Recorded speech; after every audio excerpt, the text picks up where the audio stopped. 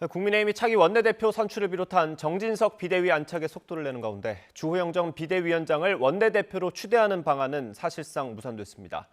더불어민주당은 이재명 대표의 사법 리스크를 엄호하는 동시에 윤석열 대통령의 경제 외교 정책에 대한 비판 수위를 높이고 있습니다. 국회 취재기자 연결합니다. 조성호 기자. 네, 국회입니다. 네, 우여곡절 끝에 국민의힘 정진석 비대위 출항했습니다. 가처분 소송 결론이 나오기 전에 차기 원내대표 뽑는 겁니까? 네, 법원이 오는 28일 예정된 정진석 비대위원장 직무정지 가처분 사건까지 심리한 뒤에 결론을 낼 걸로 보이는데요. 그러면서 새로 출범한 정진석 비대위, 이르면 이달 말쯤 예상되는 법원 결정까지 2주가량 안착할 수 있는 시간을 벌었다고 볼 수 있습니다. 오는 19일 의원총회에서 예정대로 권성동 원내대표의 후임 원내대표 선출까지 마무리한다는 계획입니다. 최다 선인 5선이면서 법원 결정으로 비대위원장직을 내려놓은 주호영 의원을 추대해야 한다는 주장이 나왔지만 오늘 당내 유일 호남 지역구로 대선 때 합류한 재선 의원이면서 비대위원 제안을 최근 거절했던 이용호 의원이 출사표를 내면서 합의 추대는 사실상 무산됐습니다. 이용호 의원 출마 기자회견 먼저 들어보시죠. 차기 총선 승리를 통한 윤석열 정부의 성공, 대한민국의 정상화를 바라신다면 국민의힘 의원 확장의 상징인 저를 선택해 주십시오. 후보군으로 거론됐던 사선의 윤상현 의원은 YTN과 전화통화에서 불출마 뜻을 밝히면서 법원의 가처분 결정 이후로 원내대표 선거를 미뤄야 한다고 주장했습니다. 이 내용도 들어보시죠. 28일 날 당의 법원의 결정을 본 이후에 원내대표를 뽑아도 괜찮다, 그런 의미예요. 권성동 원내대표의 결단을 촉구하는 포문을 열지 않았습니까? 그래서 제가 원내대표에 나선다는 것은 정치 도의상으로 맞지 않는 것 같습니다.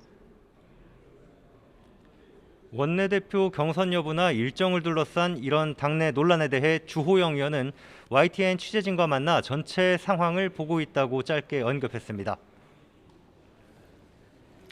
네, 그럼 민주당은 윤석열 정부 정책을 비판하는 데 집중하고 있다고요? 네, 오는 18일부터 해외 순방에 나서는 윤석열 대통령의 외교 정책에 대한 비판이 쏟아졌습니다. 민주당 박홍근 원내대표는 윤석열 정부 외교는 오늘만 대충 수습하는 오대수 외교라고 언급하면서 취임 직후부터 중국의 반발을 무릅쓰고 친미 노선을 강조했지만 미국은 인플레 감축법으로 뒤통수를 쳤고 북한에는 담대한 구상을 비롯해 남북한 방송 개방, 이산가족 상봉 등 유화책을 제시했지만 담대한 망상이란 조롱까지 당했다고 지적했습니다. 박 원내대표는 시장 친화적인 방법으로 물가 잡는 노력을 하고 있다는 윤 대통령의 약식 회견 내용에 대해서도 YTN 취재진과 만나 이렇게 꼬집었습니다.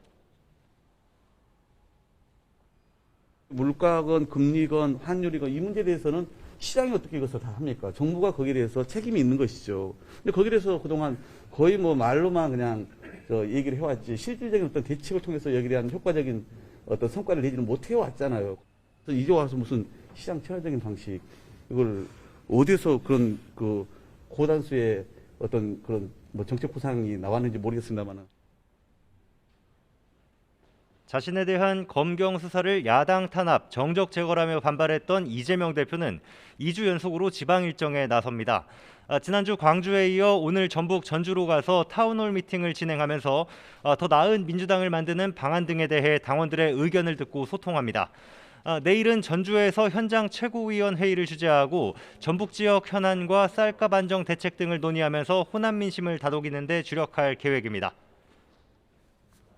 네, 마지막으로 국회 상황도 보겠습니다. 노란봉투법이라고 부르는 법안이죠. 노조 파업에 따른 손해배상 청구권을 제한하는 내용입니다. 오늘 이 법안이 발의가 됐습니까?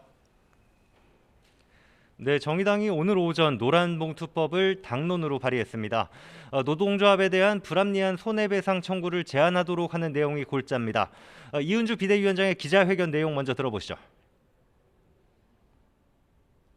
국민의힘 의원을 제외한 제 정당, 모든 정당의 의원님이 제 노란봉투법에 공동 발의를 해주셨습니다. 그래서 올 겨울에 꼭 이 법이 통과될 수 있도록 최선을 다하겠습니다.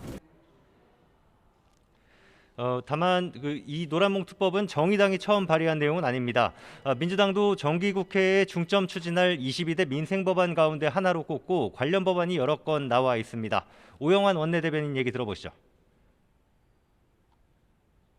노란봉투법을 우리 당의 주요 입법과제, 특히 22대 민생 입법 과제로 선정을 하고 추진 의지에는 변함이 없습니다. 불법 행위 이런 것들을 조건 없이 용인하겠다는 그런 태도는 전혀 아니고 정당한 이 노동권 보호를 위한. 재계는 반면에 노조의 불법 파업을 조장할 수 있다며 반대와 우려 의견을 국회에 전달하기도 했습니다. 오늘 진행 중인 국회 환경노동위원회에 이정식 고용노동부 장관이 출석해 있는데 노란봉투법과 관련해서 질의가 나올지도 주목됩니다. 지금까지 국회에서 YTN 조성호입니다.